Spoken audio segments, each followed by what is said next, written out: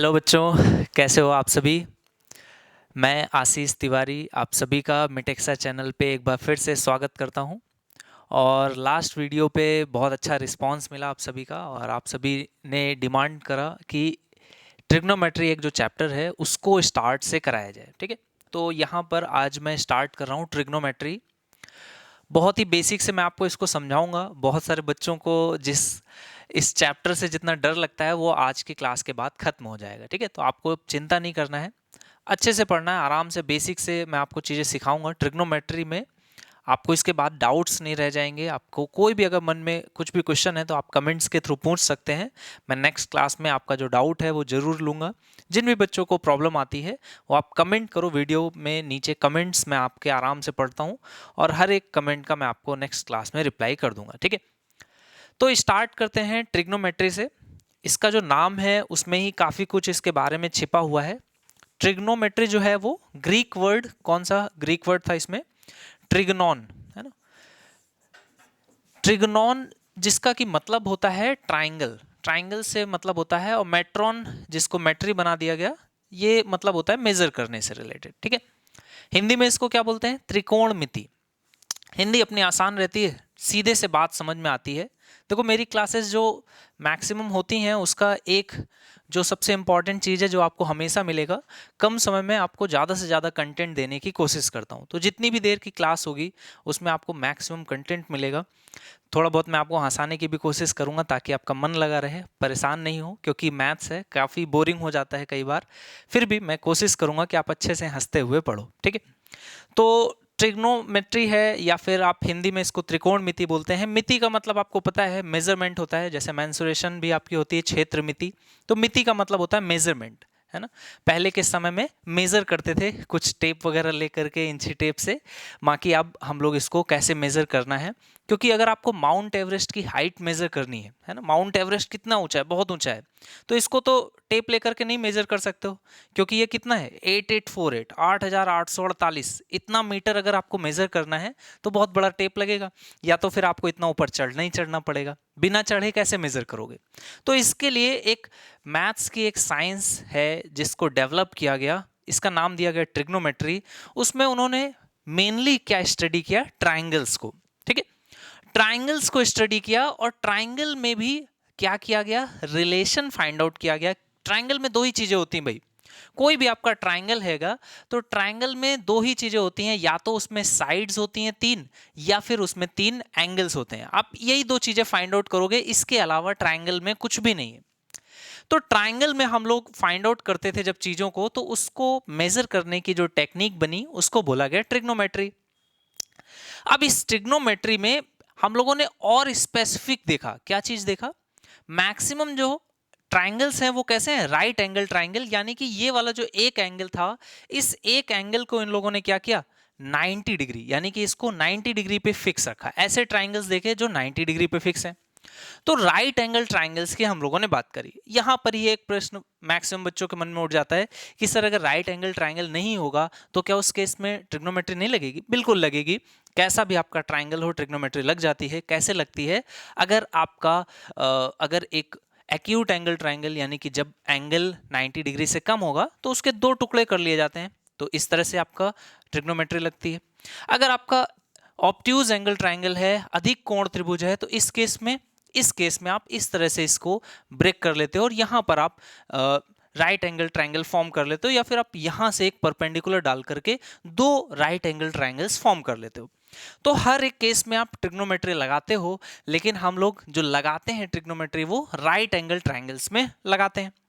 तो right angle triangle की कुछ प्रॉपर्टीज होती हैं जिनको कि हम लोग पहले से सीख लेते हैं, जान लेते हैं, क्योंकि बहुत ज़्यादा इंपॉर्टेंट है, और ये आपको पूरी ट्रिग्नोमेट्री में यूज पड़ता ही है, बार बार यूज पड़ता है, तो इनको आपको समझना है अच्छे से। ठीक है, राइट एंगल ट्राइंगल की जो प्रॉपर्टीज हैं वो एक, जैसे हम लोगों में पुराने समय में मुनि होते थे ना, वैसे ग्रीक में एक बहुत अच्छे मुनि हुए, महामुनि जिनको आप बोलोगे, उनका नाम था पाइथागोरस। ठीक है, तो पाइथागोरस ने क्या किया, एक प्रॉपर्टी बताई। किसकी प्रॉपर्टी बताई, आपके राइट एंगल ट्राइंगल की एक प्रॉपर्टी बताई। क्या बताया कि अगर एक ये एंगल जो है अगर 90 डिग्री है, अगर एक एंगल 90 डिग्री है, तो इसकी जो सबसे बड़ी भुजा होती है ये वाली, है ना, जनरली आप देखोगे तो यही भुजा सबसे बड़ी होती है और कोई भुजा बड़ी नहीं हो सकती है। ऐसा क्यों होता है वो भी आप रीजन समझोगे, ज्योमेट्री का एक फॉर्मूला, एक थ्योरम आप सीखोगे। सबसे बड़े एंगल के सामने की भुजा सबसे बड़ी होती है। और क्योंकि टोटल एंगल का सम कितना होता है, एक ट्राइंगल के टोटल एंगल्स का सम होता है 180 डिग्री। तो आपने कहा अगर एक 90 हो गया तो दूसरा मैक्सिमम 90 नहीं हो सकता, 89 होगा तो ये 1 होगा। तो आपने बोला ये सबसे बड़ा कोण है इसलिए इसके सामने की भुजा सबसे बड़ी है। तो सबसे बड़ी, क्योंकि पांडवों में सबसे बड़े कौन थे, कर्ण थे, इसीलिए सबसे बड़ी भुजा को क्या नाम दिया गया, कर्ण नाम दिया गया। और इंग्लिश में इन लोगों ने इसको कुछ अजीब सा नाम हाइपोटेन्यूस इस तरह से नाम इसको दे दिया, ठीक है। हाइपोटेन्यूस इसको बोला, हम लोगों ने क्या बोला, कर्ण बोला, क्योंकि 5 पांडवों में सबसे बड़े जो थे, छठे पांडव, उनका नाम था कर्ण। तो अब ये बात आई कि बाकी दो भुजाओं को क्या बोला जाए। तो इन्होंने बोला कि देखो भैया 90 डिग्री पे रहता है, यानी कि एक ऐसे अगर मैं मानूं कि एक बिल्डिंग खड़ी करी गई है तो एक आधार पे है, यानी कि अगर एक बेस है तो दूसरा क्या है, परपेंडिकुलर है। हिंदी में क्या बोलोगे कि अगर एक आधार है तो दूसरा क्या है, लंब है उस पे, है ना, परपेंडिकुलर है, लंब बोलते हैं हिंदी में। तो ये चीज आपने डिसाइड कर ली स्टार्टिंग फेज में। लेकिन क्या ये हमेशा आधार और क्या ये हमेशा लंब रहेगा, नहीं, ये तो हमारे देखने के नजरिए पे है ना। तो हम लोग जब यहां से देख रहे हैं, यानी कि हमारी जब आंख यहां पर है, तो हमें ये दिख रहा है कि ये कैसा है, बेस है, पड़ा हुआ है, और ये परपेंडिकुलर है, खड़ा हुआ है ना। तो ये आधार हो गया और ये क्या हो गया, लंब हो गया। अगर आप यहां से देखोगे, यानी कि अगर आपकी जो आंख है वो इस जगह से देखेगी, तो ये क्या हो जाएगा, तब उस केस में आप बोलोगे कि अगर मैं इस जगह से देख रहा हूं, यानी कि अगर ये वाला एंगल मेरा थीटा मैंने माना है, तो ये क्या हो जाएगा, उस केस में ये आपके लिए आधार हो जाएगा और ये क्या बन जाएगा, आपका लंब बन जाएगा। बहुत बेसिक सी चीजें हैं, हो सकता है आपको आती हो, आप सीखते चलो। अभी मैं आपको बहुत अच्छी अच्छी इंपॉर्टेंट चीजें इसमें बताऊंगा, वो आपको हेल्प करेंगे आगे डिफिकल्ट क्वेश्चंस को सॉल्व करने में, ठीक है। हिंदी में ए को आधार लिख देते हैं, इंग्लिश में बेस लिखते हैं, इसको परपेंडिकुलर बोलते हैं, हिंदी में इसको हम लोग एल लिख लेते हैं, और ये आपका एच या फिर के हो जाता है, कर्ण से के, हाइपोटेन्यूस से एच। ये हमने क्या देखा, जिस जगह से एंगल से देख रहे हैं वहां के करेस्पॉन्डिंग आप देख सकते हो आधार और लंब, और ये हो गया कर्ण। अच्छा, तो हम लोगों ने किस बारे में बात करी, एंगल के बारे में और साइड्स के बारे में, ठीक है। हम लोगों ने देखो स्टार्ट किया, आपने ट्रिग्नोमेट्री, ट्रिग्नोन और मेट्रॉन से बना है, यानी त्रिकोण, त्रिकोण किसको बोलते हैं, ट्राइंगल को बोलते हैं, इसका मेजरमेंट करना है। तो ट्राइंगल में क्या मेजर करें, तो आपने कहा ट्राइंगल नहीं, राइट एंगल ट्राइंगल, सबसे पहली बात राइट एंगल ट्राइंगल में मेजर करना है। दूसरी बात आपने बोला राइट एंगल ट्राइंगल है तो कुछ इसकी स्पेसिफिक प्रॉपर्टी है। पहली प्रॉपर्टी क्या है, एक एंगल कितना है, 90 डिग्री है।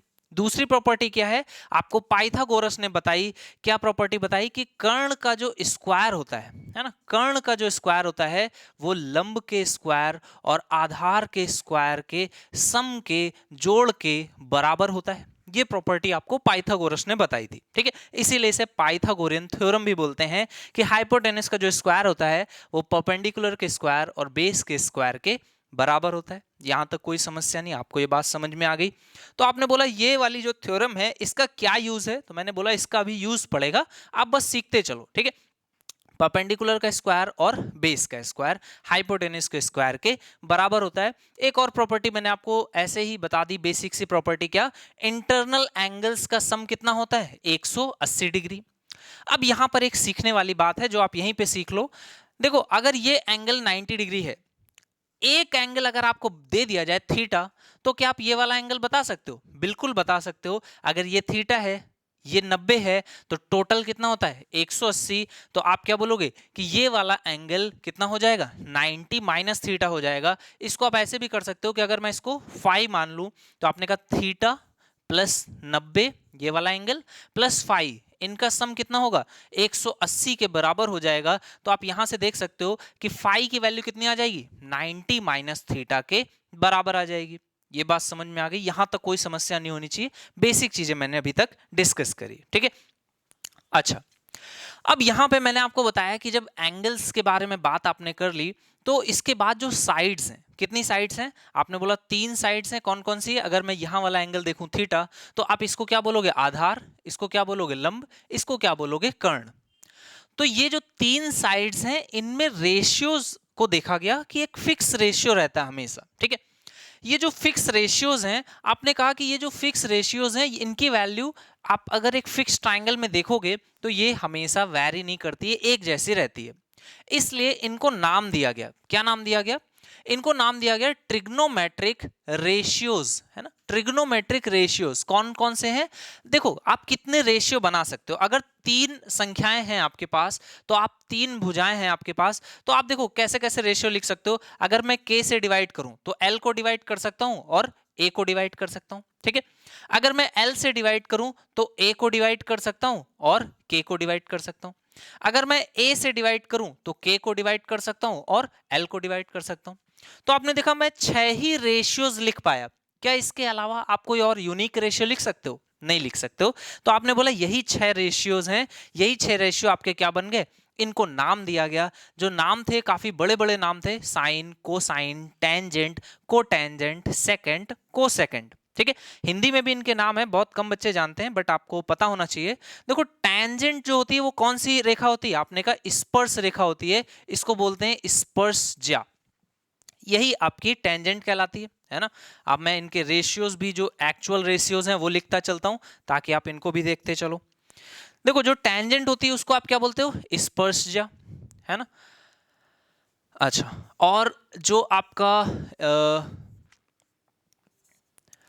कोसाइन होता है इसको क्या बोलते हैं? देखो हिंदी में इसमें क्या आ रहा है, इंग्लिश में आ रहा है कोसाइन, तो हिंदी में भी क्या आएगा? को तो आएगा ही आएगा, तो इसको बोलते हैं कोज्या, ठीक है। ये कोज्या है। तो साइन में कुछ भी नहीं आ रहा है, ना को आ रहा है ना टेंजेंट आ रहा है, तो आप इसको क्या बोलते हो? ज्या बोलते हो, ठीक है। तो ये ज्या है। शॉर्ट में इनको लिखते कैसे हैं? इसको लिखते हैं साइन, इसको लिखते हैं कॉस और इसको लिखते हैं टेन की तरह, ठीक है। इस तरह से लिखते हैं। तो कोटेंजेंट को शॉर्ट फॉर्म में आप कैसे लिखोगे? इसको लिख दोगे आप कॉट, इसको लिख दोगे सेक की तरह और इसको लिख दोगे कॉसेक की तरह, ठीक है। इस तरह से आप इसको लिख दोगे। अच्छा, यहां तक कोई समस्या नहीं है। अब बात यह है कि क्या रेशियोज हैं, कैसे इन्हें याद रखना है। तो आप इनको याद रखने का बहुत अच्छा सा एक सिंपल सा तरीका है, हिंदी वाले बच्चों को तो हमेशा याद रहता है। इसको बोलते हैं लाल कक्का, है ना। ये आपको याद रखना है। और इसमें से कौन सा क्या है, तो आप इसको ऐसे याद रखो, यहां पर साइन है, कॉस है और फिर टेन है, ठीक है। तो साइन का क्या हो जाएगा? आप इसी रेशियो को देखोगे। साइन का रेशियो क्या आएगा? आपने बोला ये आ जाएगा लंब बटे कर्ण के बराबर, ठीक है। तो ये साइन है लंब बटे कर्ण। कॉस जो है वो क्या हो जाएगा? आधार बटे कर्ण। और इसके बाद आपका क्या आएगा? सॉरी, टेन आ जाएगा। यहाँ पे थोड़ा सा मैंने जो लिख दिया है वो पास पास में नहीं लिखा है, इसको देख लो। कॉस जो हो जाएगा वो आधार बटे कर्ण और टेन क्या हो जाएगा? लंब बटे आधार, ठीक है। ये हो गया। अब इसके बाद जो ये नीचे के हैं इनको कैसे देखोगे? तो आपने बोला कि जस्ट इनका इनवर्स भी एक वैल्यू होती है। साइन का 1 अगर मैं देखूंगा तो वो क्या होता है? कॉसेक होता है। साइन की जो वैल्यू है लंब बटे कर्ण, अगर मैं कर्ण बटे लंब लिखूंगा तो ये वैल्यू किसके बराबर आ जाएगी? ये वैल्यू आपकी आ जाएगी कॉसेक के बराबर। ये होता है कर्ण बटे में लंब। इसी तरह से अगर मैं सेक की वैल्यू देखूं तो ये कॉस का जस्ट इनवर्स होता है। ये क्या होता है? कर्ण बटे में आपका आधार। इसी तरह से जो टेंजेंट की वैल्यू है अगर इनवर्स यानी कि उल्टा लिख दूंगा तो ये किसके बराबर होता है? को टेंजेंट के बराबर। ये होता है आधार बटे में लंब के बराबर। अच्छा, ये जो रेशियो है इसको आप याद रखने के लिए बहुत सारे तरीके हैं, हिंदी में अलग है, इंग्लिश में अलग है। आप इसको याद करो, याद रखो, इंपॉर्टेंट है। बाकी मैं इसको अभी आपको जब प्रैक्टिस कराऊंगा तो बहुत आसानी से आपको याद हो जाएगा। जो मैं आपको तरीका बताऊंगा उससे बहुत इजीली आप इनको याद रख पाओगे, ठीक है। अच्छा, इसके बाद मैं आपको छोटी सी और चीजें बताता हूँ। इनकी वैल्यूज को भी हम लोग डिसाइड करते हैं ना कि कैसे ये वैल्यूज आई। कई बार मन में रहता है, बच्चों के मन में ये प्रश्न रहता है कि सर साइन जीरो की वैल्यू जीरो कैसे आई, ये डिसाइड कैसे हुआ? यहीं से डिसाइड हुआ है। बिल्कुल भी परेशान नहीं होना, मैं आपको पूरी ही चीजें आज सिखा दूंगा, आसानी से सीखोगे, ठीक है। देखो, एंगल का आपको थोड़ा सा आइडिया रखना है। एंगल क्या होता है? देखो एंगल ये वाली वैल्यू है, इसका मेजरमेंट है। ये आपने देखा भी होगा चांदा में कि अगर एक चांदा आप देखते थे कंप्लीट तो उसमें यहां पर क्या लिखा रहता था? 0 डिग्री। यहां पर 1 2 3 4 इस तरह से करते हुए यहां पर कितना आता था? 90 डिग्री। और यहां 180 डिग्री। इतना आपने चांदा में देखा है। तो बस मैं इसी का ही यूज करूंगा और आप बड़े आसानी से इस चीजों को सीख जाओगे। देखो, ठीक है, क्या कुछ है इसमें आपको सीखना है। देखो साइन में अगर मैं बात करूं तो साइन आपको यहां पे, अगर मैं इसको एंगल थीटा इस जगह पे मान रहा हूं, ठीक है, तो आपने कहा साइन थीटा होता क्या है, तो मैंने कहा साइन थीटा अभी आपने पढ़ा था लंब बटे कर्ण, यानी कि ये वैल्यू लंब है और ये कर्ण है, ठीक। अब ये एंगल अगर मैं जीरो के बराबर मानूं, तो ये एंगल अगर जीरो के बराबर होगा, यानी कि ये वाली, ये जो लाइन है, ये जो कर्ण है, ये कहां पे, यहां कहीं पे ही आ जाएगा, ऐसे ही तो कुछ होगा। अच्छा, अगर ये लाइन जो कर्ण है वो यहां पे आ गया, तो इसका मतलब क्या है, लंब कितना है, जीरो हो गया। और आपने क्या पढ़ा था, साइन थीटा क्या होता है, लंब बटे कर्ण, और लंब क्या हो गया, जीरो हो गया। तो कर्ण की वैल्यू कुछ भी हो, आप क्या बोलोगे कि ये जीरो के बराबर आएगा। इस तरह से आपने क्या निकाला, साइन जीरो की वैल्यू निकाल ली। क्लियर है? अच्छा, मैं आपको कौन कौन सी वैल्यू बताऊंगा, जीरो की वैल्यू, 45 की वैल्यू और 90 की वैल्यू, ये तीन वैल्यूज मैं अभी आपको सिखाऊंगा, ठीक है, बड़ी आसान है, देखो। अच्छा, अब आपने बोला कि अगर यहाँ पे जीरो है, तो ये तो बात क्लियर है। अगर 45 हो जाए, 45 पे क्या होता है, देखो आपको पता है कि एक यहां पर 90 डिग्री है, हम लोग कौन से ट्राइंगल को पढ़ रहे हैं, हम लोग राइट एंगल ट्राइंगल्स को पढ़ रहे हैं। तो ये 45 है, ये 90 है, और ये भी कितना हो जाएगा, 45 हो जाएगा। कैसे पता, आपके मन में आया कैसे पता चला, 45 है या 90 है, टोटल 180 होना चाहिए, तो ये भी 45 होगा। अच्छा, तो आपने बोला कि ये भी 45 हो गया, मतलब ये जो कोण है आपस में बराबर है, तो इसके सामने की जो साइड होगी और इसके सामने की जो साइड होगी वो बराबर होगी। मैंने कहा बिल्कुल बराबर होगी, यानी कि अगर मैं इसकी साइड बराबर है एक मान लूं, इसको भी एक मान लूं, तो ये वाली लेंथ कितनी आ जाएगी, पाइथागोरस थ्योरम मैंने आपको बताया था। अब समझ में आया आपको कि क्यों इसका यूज है। इसका यूज इसलिए है कि कर्ण का स्क्वायर किसके बराबर होता है, लंब के आधार के स्क्वायर के बराबर होता है, तो 1 + 1 कितना हो जाएगा, 2 हो जाएगा। तो ये वैल्यू कितनी आ गई, √2 के बराबर। अब आपने क्या बोला कि यहां पर ये जो लंब है ये कितना है, एक के बराबर है, और कर्ण कितना है, √2 के बराबर। तो लंब बटे कर्ण यानी कि 1/√2, ये वैल्यू किसकी आ गई, साइन 45 के बराबर ये वैल्यू आ गई। अच्छा, आपने बोला साइन 90 कैसे निकलेगा, मैंने बोला 90 का मतलब क्या होता है, 90 का मतलब होता है कि ये वाला जो एंगल है ये कहां पर आ जाए, यहां पर आ जाए। अगर ये वाली वैल्यू यहां पर आ जाएगी, तो आपने क्या बोला, ये कब पॉसिबल है, देखो अगर आपकी ये साइड है एक बेस, और ये लगभग कहां पे, इनफाइनाइट मतलब ऊपर की तरफ चला जाएगा, तभी ये 90 आएगा एकदम सीधा। तो एकदम जब सीधा जाएगा तो ये भी उतना ही ऊपर जाना पड़ेगा। ये भाई ये लेंथ लगभग क्या हो रही है, एकदम कम होनी चाहिए, तभी ये दोनों एकदम बराबर बराबर जाएंगे, तभी ये 90 हो सकता है। तो आपने कहा कि ये इमेजिनरी एक सिचुएशन है, वरना तो ट्राइंगल फॉर्म ही नहीं हो पाएगा, क्योंकि हमें पता है पहले से ही कि ये 90 है। बिल्कुल सही बात है, ये पॉसिबल नहीं है। लेकिन फिर भी अगर किसी तरह से ऐसा किया जा सके कि इनफाइनाइटली ऊपर जाएं, तो ये भी लगभग 90, ये भी लगभग 90 हो सकता है। यहां वाला जो एंगल होगा वो कितना होगा, जीरो के बराबर। तो उस केस में जो आपका लंब है और जो आपका कर्ण है वो बराबर बराबर आ जाएंगे। इसीलिए साइन 90 की वैल्यू कितनी आ जाती है, ये आपकी 1 के बराबर आ जाएगी। बात समझ में आया आपको? तो इस तरह से साइन की वैल्यूज निकल करके आई। तो अब आपको क्या करना है, अब आपको इसी तरह से, ठीक है, जिस तरह से मैंने आपको साइन के बारे में बताया, इसी तरह से आप एक बार ट्राई करना खुद से, अपना थोड़ा सा कॉपी पेन का जो इस्तेमाल कर रहे हो उसको लेते हुए। आप कॉस के बारे में, अब आपको पता है कॉस क्या होता है, आधार बटे कर्ण होता है। तो आधार बटे कर्ण आप करोगे, एक बेसिक सा ट्राइंगल ले लो, ठीक है, एक बेसिक सा ट्राइंगल कुछ भी आप अपने मन से बनाओ, और उसमें देखो कॉस 0 की वैल्यू कैसे निकलेगी, कॉस 45 की, और कॉस 90 की जो वैल्यूज हैं वो निकालने की ट्राई करो। 30 और 60 की जो वैल्यूज हैं वो थोड़ा सा आपको ऐसे नहीं कर पाओगे, उसके लिए आपको एक ट्राइंगल फॉर्म करना पड़ेगा जिसमें 30 डिग्री पे हो। आपको उसके लिए एक ट्राइंगल फॉर्म करना पड़ जाएगा। अगर आप करना चाहो तो वो भी कर सकते हो, एक चांदा ले लो, 30 डिग्री पे एक ट्राइंगल फॉर्म कर दो, यहां पर एक परपेंडिकुलर लाइन इस तरह से ड्रॉ कर देना। उस केस में आपको जब मेजर करोगे ये वाली लेंथ और ये वाली लेंथ, तो आपको लंब बटे कर्ण करोगे तो साइन 30 की वैल्यू मिल जाएगी यहां से। और अगर इसको आप लंब मानोगे और इसको कर्ण, यानी कि इस वाले एंगल के लिए, तो वो आपको साइन 60 की वैल्यू दे देगा।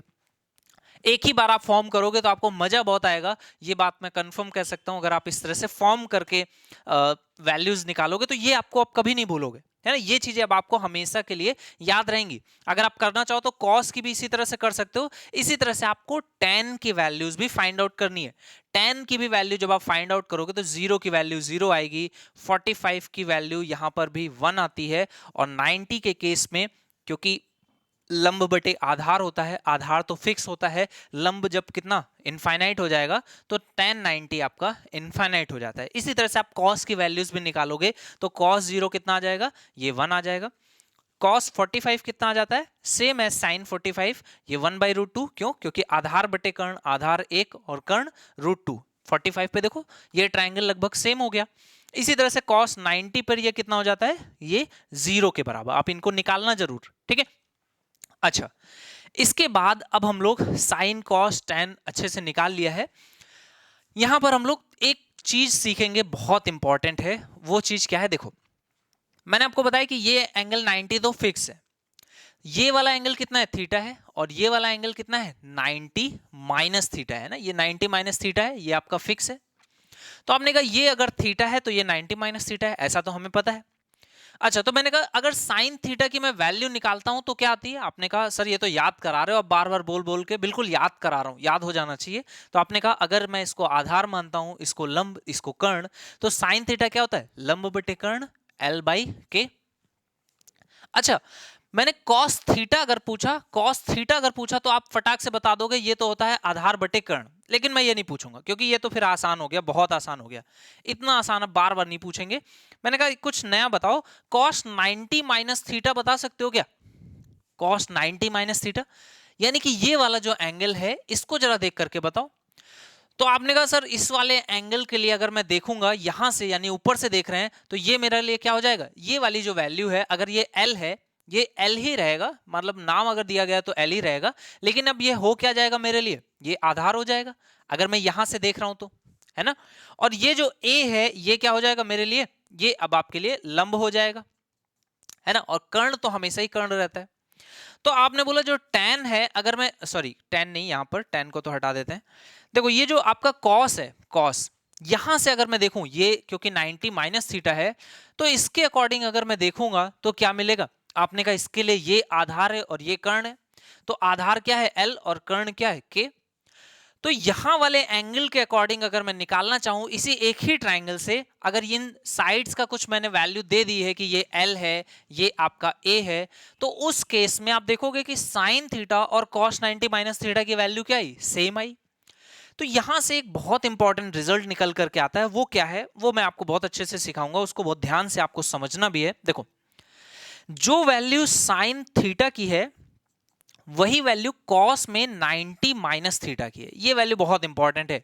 ये आपको ऐसे भले ही नहीं समझ में आया हो, बट अब आपको ये लग रहा होगा कि हाँ ये बहुत एक इंपॉर्टेंट रिजल्ट है जो कि हमें याद रखना चाहिए। क्या है, साइन की जो वैल्यू है वो कॉस में 90 माइनस थीटा की वैल्यू के बराबर है। अब ये रिजल्ट है तो इसको बहुत अच्छे से लिख लेते हैं। देखो आपने कहा जो साइन थीटा होता है वही क्या होता है, कॉस में 90 माइनस थीटा के बराबर होता है। अच्छा, यानी कि अगर मैं किसी भी थीटा को 90 माइनस में अगर लिखना चाहूंगा तो उसको कन्वर्ट करना पड़ जाएगा, साइन को अगर लिखना है तो ये कॉस बन जाएगा। बात समझ में आ रही है, बहुत इंपॉर्टेंट रिजल्ट्स इससे बनते हैं, आपको इसको याद रखना है। साइन किस में कन्वर्ट होता है, कॉस में। अगर मैं फंक्शन को इन्वर्ट करता हूं, इन्वर्जन करता हूं, उनको 1 अपॉन में लिखता हूं, साइन को अगर मैं लिखता 1 अपॉन में तो ये क्या बनता था, 1 अपॉन कॉसेक थीटा। 1 अपॉन में लिखने पर कॉसेक थीटा बनता था, लेकिन अगर थीटा में 90 माइनस थीटा में लिखना चाह रहा हूं तो वो कॉस में कन्वर्ट होता है। अगर मैं यहां पर कॉस लिखूंगा तो वो साइन में कन्वर्ट होगा। अच्छा, ये वाइस वर्सा भी ट्रू है, ये भी आपको याद रखना है। कॉस अगर थीटा है तो वो साइन 90 माइनस थीटा होगा, है ना, ये भी लिख देता हूं, कंफ्यूज मत हो जाना। अगर कॉस थीटा है तो वो साइन 90 माइनस थीटा के फॉर्म में लिखा जाता है। अच्छा, tan बहुत अच्छा है, tan में कभी कंफ्यूजन नहीं होता है। tan को अगर 1 अपॉन में लिखोगे तो ये 1 अपॉन में कॉट थीटा के बराबर हो जाएगा। tan को अगर 90 माइनस में लिखोगे तो भी ये कॉट के ही बराबर है, प्यार इसी से करता है, कुछ भी हो, है ना। tan हमेशा कॉट से प्यार करता है, चाहे उसको उल्टा लटका दो, चाहे थीटा में 90 घटा दो, दोनों केसेस में tan कॉट में कन्वर्ट होता है। और उसका उल्टा भी ट्रू है, जितना प्यार तुम करोगे उतना ही प्यार वो भी वापस करेगा। लेकिन साइन के साथ ऐसा नहीं है, साइन को जैसे ही आप उल्टा लटकाओगे तो कॉसेक की आवाज करता है ना। और कॉसेक भी ऐसा ही, उल्टा लटकने पर तो इसको कौन याद आता है, साइन याद आता है। लेकिन अगर इसमें से थीटा जो एंगल है अगर वो 90 घटा दो, है ना, 90 में से घटा दोगे तो साइन किस में, कॉस में कन्वर्ट होता है, और कॉस किस में, साइन में कन्वर्ट होता है। अब ये बात आती है कि अगर कॉस को मैं उल्टा लटका दूं, 1/cos थीटा लिखूं या cos थीटा को लिखना चाहूं, तो 1 में किसके बराबर आता है? सेक थीटा के। यानी कि सेक थीटा भी अगर 1 में लिखा जाए तो किसके बराबर होता है? cos थीटा के बराबर, है ना। ये इन्वर्जन्स है, लेकिन अगर 90 माइनस में से घटाऊंगा तो cos किस में? साइन में जाता है ना। तो आपने कहा यहां से दो चीजें बची हैं, सेक बच गया है और यहां पर कॉसेक बच गया है। तो बस अब आप समझ गए होगे कि जब 90 माइनस घटाएंगे तो सेक किस में कन्वर्ट हो जाएगा? कॉसेक 90 माइनस थीटा में। और कॉसेक किस में कन्वर्ट हो जाएगा? सेक 90 माइनस थीटा में। ये बेसिक रिजल्ट्स हैं जिनको कि आपको ध्यान रखना है। इन पे बेस्ड अभी मैं प्रैक्टिस कराऊंगा, तो चिंता नहीं करना, याद रखना इनको। अब इन रिजल्ट्स का मैं आपको यूज दिखाऊं, बहुत गजब का यूज है, बहुत इंपॉर्टेंट है। देखो छोटी छोटी सी चीजें हैं, लेकिन देखो कितने इंपॉर्टेंट रिजल्ट्स बनते हैं। देखो साइन थीटा जो है, अगर इसमें मैं कॉसेक थीटा को मल्टीप्लाई करूं, तो कॉसेक थीटा को मल्टीप्लाई करोगे तो क्या बन जाएगा? 1 बन जाएगा। अच्छा, लेकिन साइन थीटा में मैं कॉस का 90 माइनस थीटा मल्टीप्लाई करूंगा तो भी क्या बनेगा? 1 बनेगा। देखो साइन थीटा की जो वैल्यू है वो कॉस 90 माइनस थीटा के बराबर है, तो ये 1 नहीं बनेगा, सॉरी, है ना, ये 1 नहीं बनेगा। ये वाला ऐसा कई बार मैंने देखा है, गड़बड़ लोग कर देते हैं, इसको भी 1 लिख देते हैं, ये 1 नहीं बनेगा। लेकिन ये आपस में कैसे होते हैं? बराबर होते हैं। इसको देखो, आपने एक नाम जरूर सुना होगा, क्या नाम होता है? कॉम्प्लीमेंट्री एंगल्स, है ना। कॉम्प्लीमेंट्री एंगल्स होते हैं ये। कॉम्प्लीमेंट्री एंगल्स पे बेस्ड मैं आपको कल ही नेक्स्ट जो क्लास होगी, है ना, अल्टरनेट डे पे मैं ट्राई कर पा रहा हूँ, अभी थोड़ा सा कोशिश करूंगा कि रेगुलर हो जाऊं। तो कॉम्प्लीमेंट्री जो एंगल्स होते हैं, यानी कि ऐसे दो एंगल्स जिनका सम कितना होता है? 90 डिग्री के बराबर। ये बहुत इंपॉर्टेंट है ट्रिग्नोमेट्री में। देखो अगर ऐसे दो एंगल्स है जिनका सम क्या है? 90 डिग्री है, तो साइन थीटा 1 जो होगा वो किसके बराबर होगा? कॉस थीटा 2 के बराबर। ऐसे दो एंगल्स बताओ जरा फटाफट। तो आपने कहा सर ये भी नहीं आता, 1 और 89 इनका सम 90 है।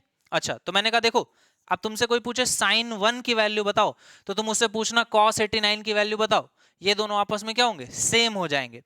जो वैल्यू साइन 1 की है वही कॉस 89 की है। तो ये रिजल्ट्स जो है ना, इन पे बेस्ड एक अच्छी खासी एक्सरसाइज होती है 50 से 60 क्वेश्चंस की, वो मैं आपको कराऊंगा, तब आपको ये बहुत अच्छे से समझ में आएगा।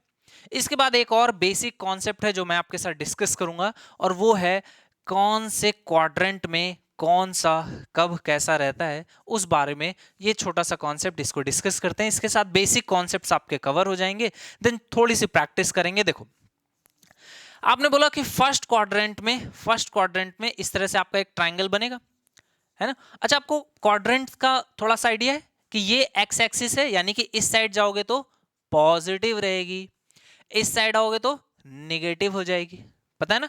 एक्स एक्सिस यहां पे क्या है? ओरिजिन है, यानी इससे आगे गए तो पॉजिटिव, इससे पीछे आए तो निगेटिव।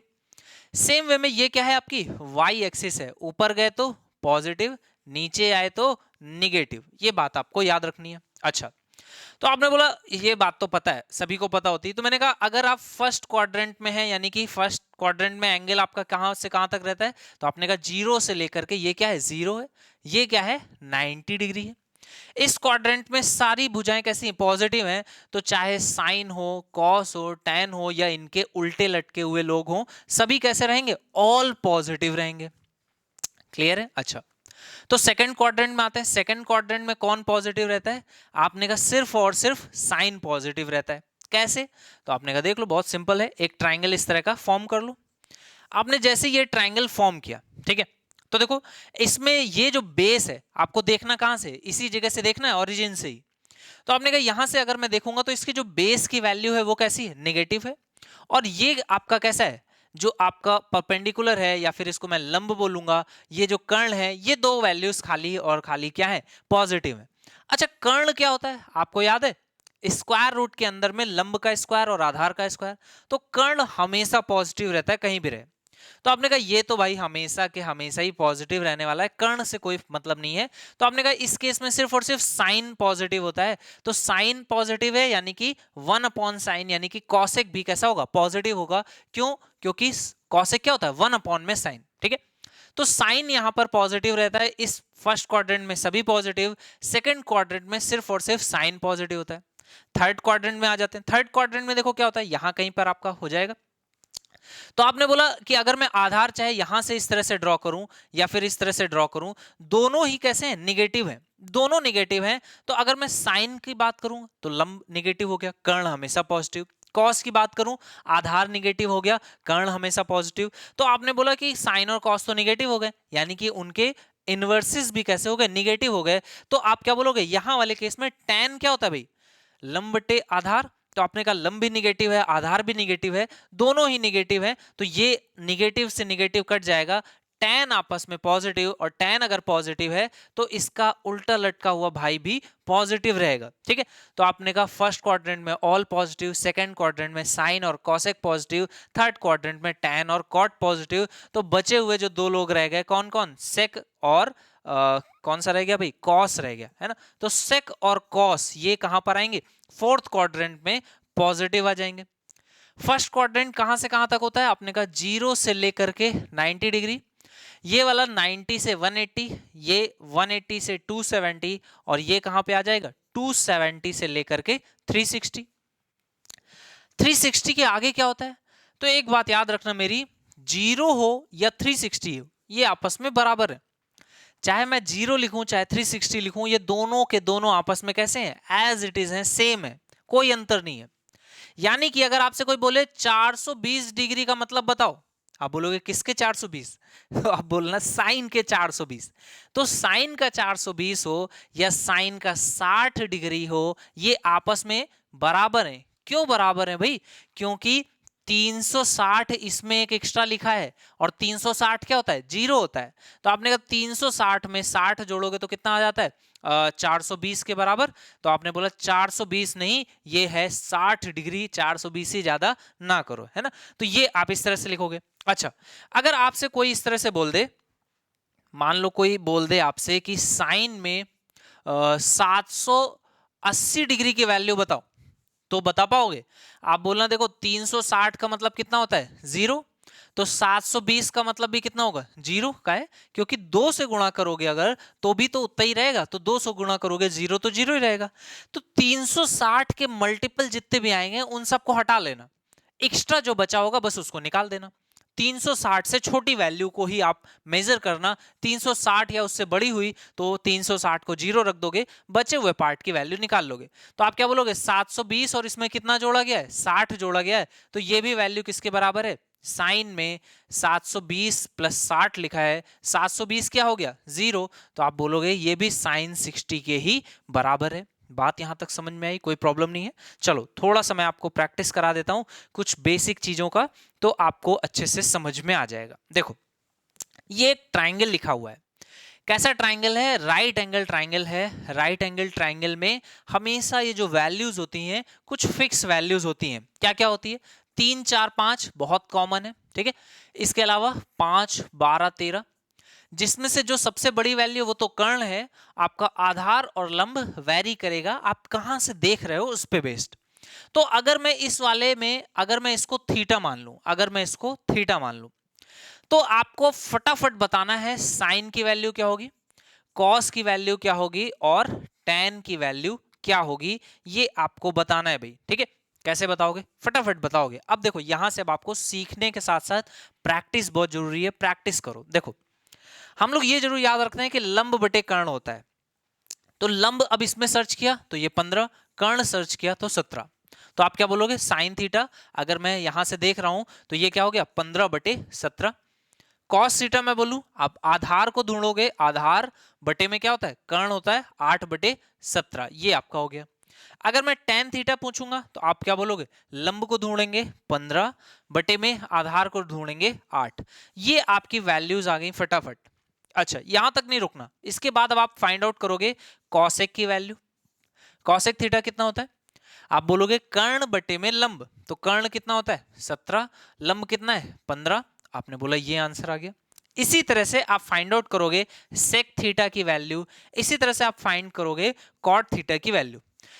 ये दोनों वैल्यूज आपको फाइंड आउट करनी है। सिर्फ यहीं पर नहीं, कुछ और ट्रिपलेट्स भी हैं। क्या क्या है, 20 21 29, इसके लिए भी जरा फाइंड आउट करो, sine theta, cos theta, tan theta, ठीक है। फटाफट मैच करो कि आपका आंसर भी सेम आ रहा है या नहीं, ठीक है। ये हो जाएगा 20/29 और tan थीटा हो जाएगा 21/20। इसको आप जरूर से जरूर प्रैक्टिस करना और इम्पॉर्टेंट है। छोटे छोटे से आपके वैल्यूज हैं जो कि अक्सर एग्जाम में पूछे जाते हैं, ये आपके क्वेश्चंस इस पे बनते हैं। ठीक है, मैंने कुछ वैल्यूज लिखी हैं जो कि स्टैंडर्ड ट्रिपलेट्स हैं, आपको बताना है इस पे साइन थीटा क्या होगा, कॉस थीटा क्या होगा, टेन थीटा क्या होगा। ठीक है, ये एज ए होमवर्क आप लिख लो, फटाफट आप इसको सॉल्व करो। ठीक है, मैं यहाँ पे आंसर्स लिख रहा हूँ, आप ऐसे मत चेक करना, पहले इसको अटेम्प्ट जरूर कर लेना, देन आप इसको चेक करना। ठीक है, टेन थीटा क्या हो जाएगा, ये आपकी इस तरह से वैल्यू आएंगी। जस्ट इसका इनवर्स जो होगा वो आपका कॉसेक हो जाएगा, इसका इनवर्स जो होगा वो सेक हो जाएगा, इसका जो इनवर्स होगा वो आपका कॉट हो जाएगा। ठीक है, इस तरह से वैल्यूज आ जाएंगी। ये तो मैंने आपको पूरा बता दिया। अब यहां पर समझो, ये इस थीटा के लिए अगर मैं यहां पर लिख दूं, ये फाई लिख दूं, ठीक है ना, अगर मैं यहां पर फाई लिख दूं और यही 6 की 6 चीजें मैं आपसे पूछूं कि बताओ भाई साइन फाई की वैल्यू किसके बराबर होगी, क्वेश्चन मार्क, तो किसके बराबर होगी, कॉस थीटा के बराबर। क्यों, क्योंकि 90 माइनस थीटा है ना, ये अगर थीटा है, आपको पता है ये 90 है क्योंकि राइट एंगल ट्रायंगल है, तो ये अगर थीटा है तो ये 90 माइनस थीटा है, तो साइन फाई कॉस थीटा के बराबर होगा। क्यों, क्योंकि कॉम्प्लीमेंट्री एंगल है। अगर मैं पूछूं कॉस फाई किसके बराबर होगा, क्वेश्चन मार्क, तो ये आप बोलोगे साइन थीटा के बराबर होगा। बात समझ में आ रही। इसी तरह से अगर मैं tan फाई पूछूंगा तो वो कॉट थीटा के बराबर हो जाएगा। इसी तरह से आप सारी वैल्यूज के बारे में एक बार सोचो आराम से, अच्छे से, कोई भी डाउट अगर आपके मन में आता है तो वो आप अच्छे से पूछोगे। और अब कुछ वैल्यूज हैं जिनको जरा कोशिश करो फाइंड आउट करने की। tan में 225 डिग्री, अब आपने तो बड़ा सुना था थर्ड क्वाड्रेंट में tan पॉजिटिव होता है, थर्ड क्वाड्रेंट में क्या ये है, तो हमेशा ध्यान रखना 180 से आपका आगे गए और 270 से कम हो तो इसके बीच में अगर वैल्यू है तो वो थर्ड क्वाड्रेंट है, और tan थर्ड क्वाड्रेंट में पॉजिटिव होता है। अच्छा, एक और छोटी सी चीज, क्योंकि अब आपको वैल्यूज फाइंड आउट करनी है, तो आपको कोई भी वैल्यू कैसे हम लोग फाइंड आउट करते हैं, तो हम लोग उसको स्टैंडर्ड से, स्टैंडर्ड कहां पर है, 0 है, 90 है, 180 है और 270 है, ये स्टैंडर्ड वैल्यूज हैं जो कि हमारे मैथमेटिशियंस ने स्टार्टिंग में ही निकाली। साइन 0, साइन 90 है ना, 45, 180, 270, ये वैल्यूज निकाली गई। तो हम लोग क्या करते हैं, इन्हीं से देखते हैं कि ये कितना दूरी पर है। जैसे कि 225 जो है, अगर मैं देखूं तो यहां से कितना 45 दूरी पर है 180 से, तो आप इसको ऐसे लिखोगे, tan को पहले तो आप लिखना सीख लो, 180 प्लस 45, आप इसको इसी तरह से लिख दोगे। अगर 480 है तो मैंने आपको याद दिलाया था 360 से कितना ऊपर, आपने कहा 360 में 120 जोड़ दो तो ये 480 हो जाएगा। तो आपने बोला 360 का मतलब 0 हो गया, तो ये क्या लिखा है असल में, cos 120 लिखा है। ये साइन 135 है, इसको आप क्या लिख सकते हो, साइन में 90 प्लस 45 के बराबर, इतना लिख सकते हो। अगर cos 225 है तो आप इसको भी कैसे लिख सकते हो, 180 प्लस में 45 के बराबर। साइन 210 है, इसको आप लिख सकते हो साइन में 180 प्लस में 30 के बराबर। पहले तो सिर्फ लिखना सीख लो। आपने कहा 120 है, इसको मैं लिख सकता हूं tan में 90 प्लस 30 के बराबर। ये तो लिखने की बात हो गई। अब एक चीज याद रखो, जो आपने 90 के साथ में सीखा था ना, 90 माइनस अगर थीटा होता था तो साइन किस में कन्वर्ट होता था, साइन जाता था कॉस में और कॉस जाता था साइन में, tan जाता था कॉट में और कॉट जाता था tan में, सेक जाता था कॉसेक में और कॉसेक जाता था किसमें, सेक में, ये जाते थे ना। यही चीज आपकी होगी कब, 90 से आइदर माइनस हो या फिर प्लस हो। और यही चीज आपको ध्यान रखना है 270 के भी केस में। 270 डिग्री के साथ भी आपका जो ट्रिग्नोमेट्रिक रेशियो है, यानी कि साइन कॉस में, tan कॉट में, सेक कॉसेस में और वाइस वर्सा चेंज होते हैं। लेकिन 180 के साथ और 360 के साथ ये चीजें चेंज नहीं होती हैं। यानी कि अगर मुझे इसकी वैल्यू फाइंड आउट करना है तो आप लिखोगे tan 180 है, प्लस गए मतलब थर्ड क्वाड्रेंट में, तो tan as it is tan रहेगा। 180 प्लस गए यानी कि ये 45 डिग्री बन जाएगा, तो tan 45 यानी कि इसकी वैल्यू कितनी आ गई, 1। कॉस में आपका कितना है 480, यानी कि 120 हो गया, 120 हो गया यानी कि 90 प्लस 30 इसको लिख सकते हैं, 180 माइनस 60 भी लिख सकते हैं, 90 प्लस 30 लिख सकते हैं। 90 प्लस यानी कि कॉस पहले तो कन्वर्ट करोगे किसमें, साइन में, 90 प्लस यानी कि सेकंड क्वाड्रेंट में कॉस सेकंड क्वाड्रेंट में निगेटिव रहता है, तो आप इसको लिखोगे माइनस, और माइनस में साइन 30, माइनस में साइन 30, और साइन 30 की वैल्यू कितनी होती है 1/2, तो ये आपका आंसर आ जाएगा माइनस का 1/2। साइन 135 यानी 90 प्लस 45 सेकंड क्वाड्रेंट में साइन रहता है पॉजिटिव, 90 है इसलिए कन्वर्ट हो जाएगा कॉस में, 45 यानी कि 1/√2 के बराबर आ जाएगा। इसी तरह से tan है आपका 90 प्लस 30, 90 है यानी कि कन्वर्ट होगा कॉट में, 90 प्लस यानी सेकंड क्वाड्रेंट में, तो आप बोलोगे माइनस आ जाएगा कॉट 30, और tan 60 की वैल्यू होती है √3, कॉट 30 की वैल्यू होती है √3, तो ये आ जाएगा माइनस का √3। साइन 210 थर्ड क्वाड्रेंट में गए, आपने बोला निगेटिव होगा, 180 है तो ये चेंज नहीं होगा, आपने बोला ये अगर चेंज नहीं होगा तो कितना आएगा, ये आपका आ जाएगा माइनस में कितना साइन 30 के बराबर, और साइन 30 1/2 माइनस 1/2 के बराबर ये वैल्यू हो जाएगी। इसी तरह से आप cos 225 की वैल्यू निकाल लोगे, थर्ड क्वाड्रेंट में cos नेगेटिव होता है, cos 45 आ जाएगा यानी कि -1/√2 के बराबर। तो आई होप कि आपको ये बात समझ में आई होगी।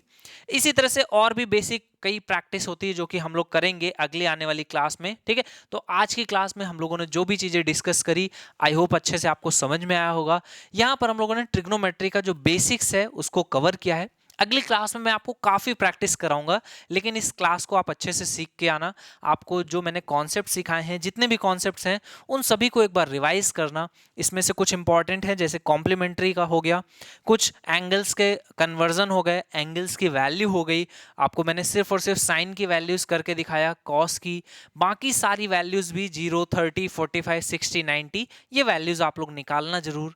कहीं पर एक बार, दो बार, तीन बार पेन से जब लिखोगे तो ये वैल्यूज हमेशा के लिए याद हो जाएंगी। और कोशिश करना इनको एक दो बार निकाल करके देखना, कैसे ट्रायंगल फॉर्म करके, तो आपको लाइफ टाइम ये याद रहेगा, कभी भी आप इसको भूलेंगे नहीं, ठीक है। तो ये सेशन यहाँ पर समाप्त होता है। नेक्स्ट लेक्चर में मिलेंगे कुछ और बढ़िया कॉन्सेप्ट्स के साथ। Thank you for watching guys.